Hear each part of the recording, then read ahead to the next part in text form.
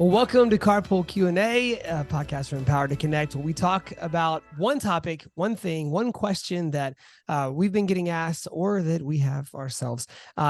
These podcasts are not our long form interviews that you'll find on Tuesdays on our feed. This is just a conversation to help get you from point A to point B, maybe when you're dropping off at sports practice or dropping off at school or heading to pick up from rehearsals or whatever. So with all that said, every week, one person in our circle of Tana Ottinger, Becca McKay, or myself bring a question that the others have no idea is coming, and then we just talk about it together for a little bit. So today, Becca, you're up, and you're going to share a question you've got, and then we'll talk about it. Okay, my question today comes from my grandmother, who had a phrase that she always used, which was, "I won't abide picky eaters." So my question is, what do you guys do with picky eaters? How have you guys handled that? It can be a big thing for some families like mine. And so I'm curious, what could we think about? What could we do to support kids in trying different kinds of foods? I love that we brought grandmother into the conversation. Grandmother. Do not call her grandma or Mimi. Grandmother Carlton. That's right. And I do not abide picky eaters. Like, I'm not making any sort of adjustments here. Yeah, right. Man, oh man. Okay, so this sounds like now we called her Granny. Mm-hmm. We called her Granny, but okay. I think you just came up to my house and asked the Ottinger family question. JD, I'm feeling feelings. Let's do a little feeling stuff in, and then we can get into it. Well, okay. In the effort to just keep it real first and then try to give some answers, where this conversation has been tough for us is, I think it is real easy as a parent when you get into this world to know that there can be, with trauma, with sensory issues, with all that comes with adverse childhood experiences, there can be some and I'll use the layman terms that I think of that help me to understand, like some cold mechanical, under the surface, not intentional food stuff that comes. And then there can also just be some personality pickiness where kids can get over it, but don't want to for whatever reason. So that's where we have struggled sometimes, is in identifying those things and being like, all right, is this like some sensory stuff, like something deeper, or is this like, I just really want Cinnamon Toast Crunch for dinner, which, I mean, who amongst us do not, right? So that being said, I feel like where we have found our groove is the sentence that we will use and qualifier that we don't currently have any huge under the surface food issues that are happening. So this is not a prescription for everybody listening. This is for the Wilson family. What has worked is, hey, you got to try it once. If we're going to have something for dinner, you have to at least try it once. If you don't like it, you hate it, no big deal. We'll figure out something else that's going to help you to build your body the right way and, be nutritional. But, it's not a free pass for ice cream for dinner. It's not a free pass for just go get candy or whatever. We're still going to be mindful that we're helping to build our bodies when we eat. And so you got to try it once. And once you try it once and don't like it, no big deal. So that's kind of as far as we've had to go. And then within that, I mean, there's some battles obviously, but that's been our approach to this point. I just took about 3 pages of notes. Okay. So food is a thing, and it can be a thing in so many families. And unfortunately, it can be a place where relationship breaks down. So I don't mean to take our little carpool Q&A and go wah. Like Tana just deflated the balloon. I don't want to do that. Yeah.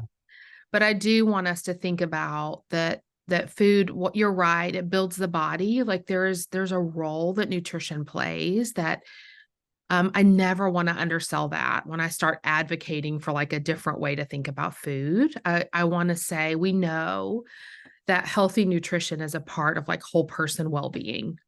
Okay. Mm-hmm. So we know that's true. And then there can be this place where we like totally lose our kids along the way, where nutrition trumps like relationship and Yeah. Yeah. respecting their personhood and understanding or seeing them with eyes of compassion. And we have had really significant food stuff in our family. Like we've needed the help of therapists, and we've done feeding clinics, and we've done feeding therapy, and we run the gamut. And then we have some kiddos that are like the most adventurous eaters and love like all wonderful food. So Yeah. we run a gamut here. And I think like maybe if I could advocate for anything at all, it would be like food is supposed to, even from the way that like children are born needing adults to feed them to keep them alive. Like it is a place of beautiful relational connection. It is a place where laughter and joy, like I believe in that, like food is a gateway to community. I just have like a really, I just believe that in the core and essence of who I am.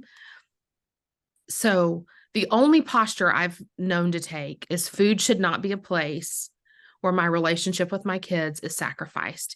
It should be a place where it is flourishing.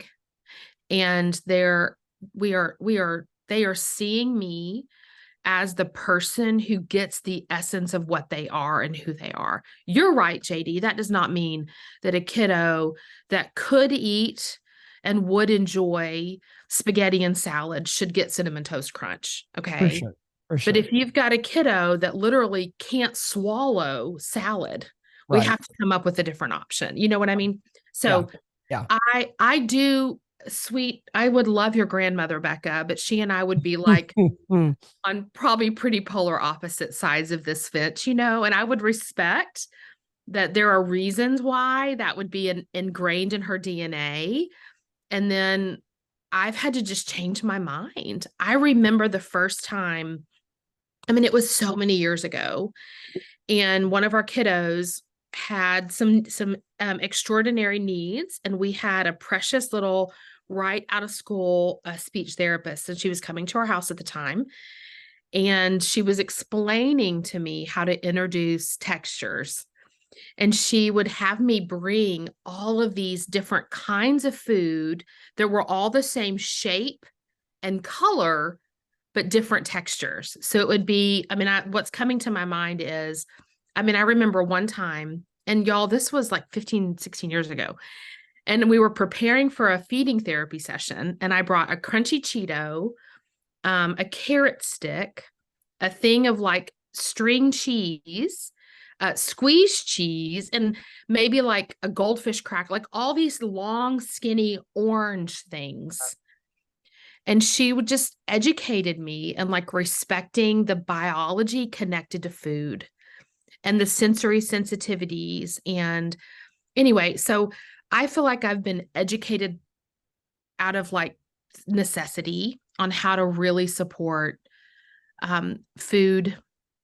I don't want to say issues because I don't really see them as issues. Maybe preferences Yeah. or needs. Sensitivities. Maybe I would say needs Yeah. because it does feel like a need to me to respect my kids' Yeah. like actual biological repulsion against some foods. Like Yeah. anyway, and we've done it for years and years and years. And you know what? We've made progress, but for some of our kids, we're not where I wish we even were.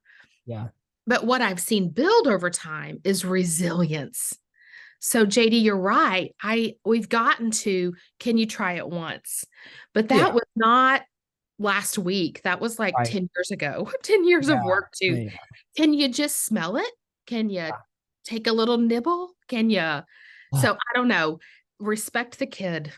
And I do make mini dinners. Like the Ottinger kitchen is different.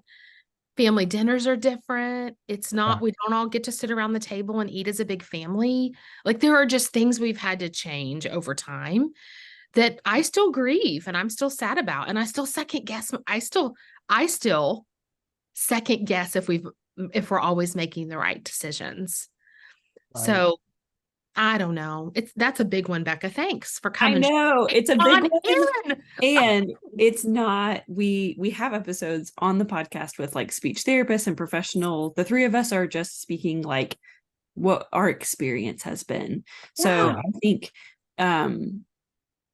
not to take the conversation a different way, but if we think about the why, my grandmother grew up in the Great Depression. Like, Yes. if you think about the why of like, you can't be picky when this is what it is, or you don't eat. That's And then you right. think about my parents kind of reinforcing it. Well, we lived overseas, and a huge part of our life was eating with people who cooked ethnic foods that were different from what we were used to. Yep. And so a big thing that we had to learn was how to, kind of like you're saying, JD, if you don't want to eat it, you don't have to, but you don't need to say, this is nasty, this is disgusting, ew. Like, a huge part of it wasn't really about eating the food. It was about being kind to people that made food for you. It was just about thank you and then not eating it. Like, it was just about kind of the social skills. So those, I'm just thinking of a little bit of like why. And I wonder, for people listening, if food is a battle for you, just spend some time asking, why is this a battle for me? Is it because I'm scared that they won't get their nutritional needs Yes. met? Is it because I'm embarrassed that you're not eating my best friend who we've gone over for dinner for Thursday nights for our whole life, and now we go with our kid and you're like making her feel bad about her chili or whatever it is? Like, what's going on? Like, what are the things that are making this a battle for you? And then you said it, Tana, but I think the biggest piece of advice that I've heard, which I think is really true, is just taste buds change throughout your life. So just lots of exposure, lots of at-bats, lots of just having stuff available. I have a little sweet niece who loves every single vegetable. I mean, like, vegetables and fruits. I was on the phone the other day with her and she's like, I'm eating guava. I'm like, why are you eating guava? Because my sister's decided she's going to have tons of fruits and vegetables available. Not everyone has the means to do that. Stuff is expensive depending on where you live. But when you can try, they bought a star fruit because the kids wanted to try it because it looked fun. Like, when you can make it this fun thing, out of my three nieces and nephews, not all of them like it, but one of them now asks, can I have avocado? Can I have guava? Can I have, like, so just, you don't know even their preferences if you don't expose them and just have it around and have it available. And also, we're huge models. So if your breakfast is coffee and you're trying to make them eat eggs, you know, maybe they're watching you. Do you know what I'm saying? Totally. Well, okay. So one quick thing, JD, before you move on, Yeah. you said something, Becca, that I just want to like put a little pin in, and it's a phrase that one of our speech therapists taught us, and I love it so much. And it goes back to that respecting other people's food. If you've got a sensitive eater, then it's don't yuck their yum, which is a fun way to like teach that respect moment, where it's like, if you can decline if you really can't go for it, but how do you do that respectfully? So that was our substitute. Like, we can eat all kinds of things and this kiddo doesn't need to say, that's so disgusting. Yes. It's don't yuck their yum. So it's learning, if you want people to respect your preferences, then how do you teach respect of other people's preferences? Okay, sorry, JD, what were you going to say? I didn't want to miss the moment. No, I mean, I think we each get to come at this from like a really unique perspective. And so I think, Becca, with kind of the missionary perspective of like being in a different cultural setting, how do we teach our kids how to respect other people while still holding some like connection standards and boundaries within your family is really helpful. And you kind of thinking about like, hey, we've got unique feeding needs or food needs. So we're just going to meet those needs, period. And it's going to look different. And that's cool. That's great too. So I think in all of our situations, like I love to cook, but I also, I'm trying to think back if this is an honest statement. I typically don't have any kind of like, insecure reaction if the kids don't like my food. I usually am like, well, you have bad taste, or like we can be playful about it, but it typically does not like offend me if they don't like something that I make. But what it has led me to take on the challenge of is like, if they don't, well, then I'm just going to try to figure out, like, let's try different things in different ways and different food types and textures. And how do you like potatoes, or how do you like pancakes, or how do you like what, like whatever it might be, like let's figure out ways, because I want them to learn too. They don't have to be trapped in certain routines if they don't have to be. So like if there's like, you don't have to be the chicken fingers person at every meal if you don't have that, if you don't have that by necessity, right? It's like if you get exposure to different things, you might learn that you like sushi, or like we have friends on staff, their kids like their version of McDonald's, like can we please go to, they're like, can we please get sushi or poke? And you're like, right. but my kids, have never Yeah. once in their lives Asked for said that, that. right? But Right. after they heard their friends say that, they were like, well, when can we try sushi? And so, we Yes. started off with Kroger sushi because we were not trying to break the bank while finding it, Yeah. finding out if they like it or not. But one of our kids does like it. So now that's something else that's added into the equation. So I think just being willing to try different stuff as a parent too, like being willing to try different foods, being willing to try cooking things different ways, or, again, the goal is connection. So like if a distaste or a dislike of certain kinds of textures of food doesn't have to offend us, but we can experience that together and be like, oh man, I hate that you don't like that. Well, I don't know. What do you want? Like, let's find something that you do like to have. And back to the nutrition part for us, again, like without there being like, without there being like distinct food needs that limit that within our family, we've just tried to like be creative about meeting those like nutritional needs in ways that you like. Cause I mean, I'm a firm believer that healthy food doesn't have to taste like cardboard, right? So like we can find ways to prepare food that is good for us that we like. And so if I can teach that to our kids as well, then they can know like, I don't have to just, it's not like there's food I like and there's food I have to eat to, stay healthy or whatever. If you can merge those two together, I think that's also a really helpful piece. So Can I say one of my favorite current TikTok trends is toddler moms posting pictures of, this is what I offered my toddler, this is what they ate. And basically it's like you're looking at two pictures and being like, what's different? I have to look really close to see what's different, because toddlers just don't eat a lot. So I also, if you're listening to this and you have like little ones, yeah, I don't be surprised at how little. I mean, it'll be like 4 bites of waffle, and then the next picture will be like 3.5 bites of waffle left. Like that's kind of what you're dealing with. So if you're yeah, in that season, you're definitely not alone, and your kid is probably as a toddler getting enough. Again, this is not professional medical advice, but That's right. it's trending on TikTok. Like there's so many moms that are like, look at this. This is like, I gave him 4 grapes and we ended the day with 3.5 grapes. Like this is what this is. And they liked grapes yesterday and Yeah. they don't like them that's today. right. Exactly. And I know you bought a whole bag of grapes and I'm sorry they don't like them anymore. Yes. One of my dear friends is like, how come? In the grocery store, they said they wanted that. And every time I offer it, there's a meltdown. I'm like, Oh my gosh. you're offering it. I mean, I don't know, because it's, you offered it in the wrong moment, in the wrong way, in the wrong know. room. I mean, I Like, have no grapes are idea. like $8 a pound. Yeah. Totally. So I just think like, come at food, and with like relationship connection and nutrition in mind. Again, I'm not saying you have to throw that out. I loved your perspective, JD, of like, can you get them in the kitchen cooking? One of our kiddos that is very like, is a super taster, diagnosed that way. I have them help prepare food for other people that I know will never go in their mouth, but we're just exploring food and talking about it and getting in the kitchen, and it's just connected. And, then they eat their other thing. Like just figure out how to make food not be a place where we fracture. And if it is a deep struggle, then my encouragement would be for you personally, just explore that a little bit more and maybe see if there's some support you might need to figure out, why is this a barrier between us? What's happening in me that's making me take it personal or feel feelings or feel discomfort inside for some reason, and push into that a little bit. Yeah. And honor grandmother. Maybe my closing thought is, and honor grandmother.